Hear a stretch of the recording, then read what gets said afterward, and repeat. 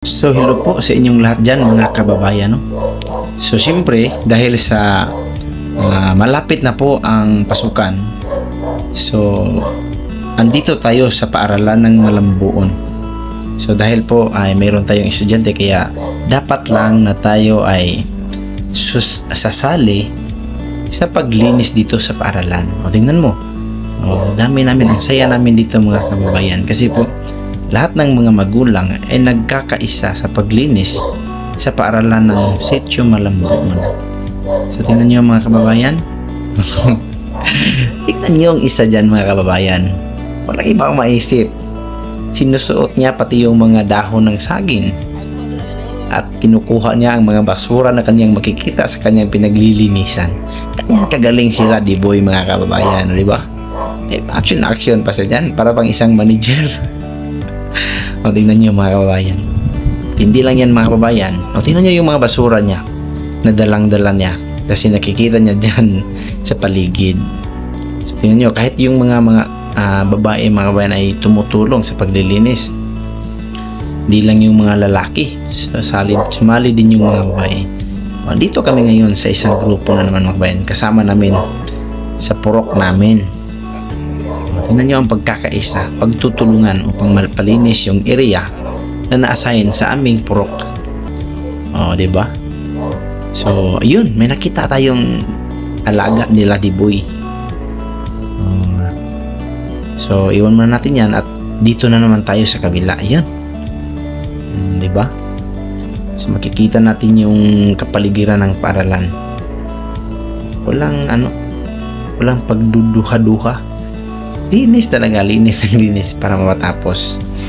At saka po, tingnan nyo yung sila Diboy mga kababayan, yung sabi ko kanina. Explain niya sa inyo kung paano daw sila manghunting ng mga palaka noong unang panahon, nung matanda pa siya. Tingnan nyo mga kababayan, ano yung gagawin niya. Abangan nyo kung ano yung mga galawan na yan, nakita niya yung palaka, yan, tumakbo na yung mga kasama niya. Ano bang nasa isip nila di boy mga kabayan? Yan, ano nangyari? Oh, ayan mga kabayan, yan po ang trip niya. Kahit na dapat maglinis kami dito, pero siya, ang ginagawa niya ay yan. Ano ba? Explain niya sa kanyang mga kasama dyan na ganyan daw manghuli ng mga palaka. Tingnan niyo pa dito mga kabayan, no? Ano yung nasa isip niya? Iba na naman yung plano niya dito. Tingnan niyo. Diba? Ayan. Ano ba yan? Bakit magalaw yung mga dahon ng saging? Bakit kaya? Ay, isa na naman diyang naisipan anong gawin niya. Ayan, tingnan niyo. Diba? Yung iba ay busy sa paglilinis, pero siya busy sa anumang mga pumapasok sa kanyang isipan. Tingnan niyo, lagyan na lang siya ng basura ng kanyang makasama kasi wala talaga siyang magawa. Yan, pumasok sa ilalim ng dahon ng mga saging. Di ba? Tingnan niyo yung ano niya mga kababayan, bakos. Di ba? Yung ginawa niyang sinturon. Di ba? Gamit din galing sa saging. So ayan, so busy talaga sa paglinis. So dito kami mga kabayan. Baka isipin nyo na hindi ako sumasali sa paglilinis. Ay hindi yan, sumasali ako mga kabayan. Nag-video lang ako ng kunti, tapos putol na naman.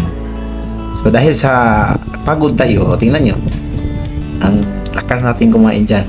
Gutom na gutom dahil sa pagod, init. Saka maraming salamat sa mga mga leader pala na nagbigay na merienda sa lahat ng nagtatrabaho sa paaralan o nagsali sa brigada. Ayun, di ba? Makita niyo mga kababayan, pagkakaisa nila hindi lang sa pagtatrabaho mga kababayan, kundi pagkakaisa din nila sa pagkain ng merienda.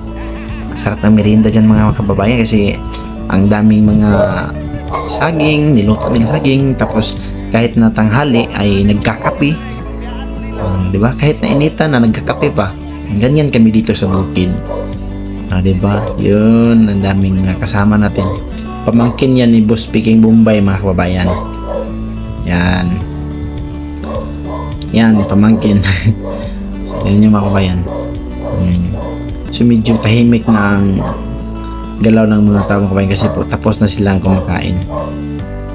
Nagpapahinga, tapos busog na. Yung, di ba? So, saya-saya ng mga magulang, mga kababayan. Nagkakaisa. At meron ding ginagawang pagjujoke dyan, mga kababayan. So, makikita nyo dyan ngayon, pagdating ni Lady Boy, ay nagpapakitang gilas din naman si Lady Boy. O yan, dumating agad si Lady Boy. Tingnan nyo mga pinagtitipan si Lady Boy, mga kababayan, habang nagtitimpla siya ng kape. Yan, sinindihan ng kanyang so, tumawag siya sa mga kasama niya na may merienda daw. Nakita niya. Butin lang hindi din naman nagalit sila, di ba, yung mga kababayan. Di ba? Explain ko lang sa inyo, mga kababayan, joker talaga yan sila, di boy. Joker na joker. May kuha din yan, mga kababayan. May kuha din yung pagkain niya, ulam niya. Yan din mo. Nalaman niya kasing may sinindihan yung suot niya, kaya nilagay niya yung palaka na nakuha niya. Pero joke lang yan, mga kababayan, ha. Alam nila din na ginagawa yan sa kanya. Actually, siya talaga yung nagre-request, mga kababayan, na i-video siya. At dahil araw ng brigada, mga kababayan, kaya po ang mga teacher ay may ginawang program kasali ang mga magulang. So ayan, mga kababayan, makikita niyo ang kanilang pagsayaw. So kasali kami dyan sa pagsayaw niyan, mga kababayan. At maraming salamat po sa inyo lahat, mga kababayan. Hanggang dito lang po yung ating video. At magandang araw at ingat kayo palagi dyan. So maraming salamat. Bye-bye.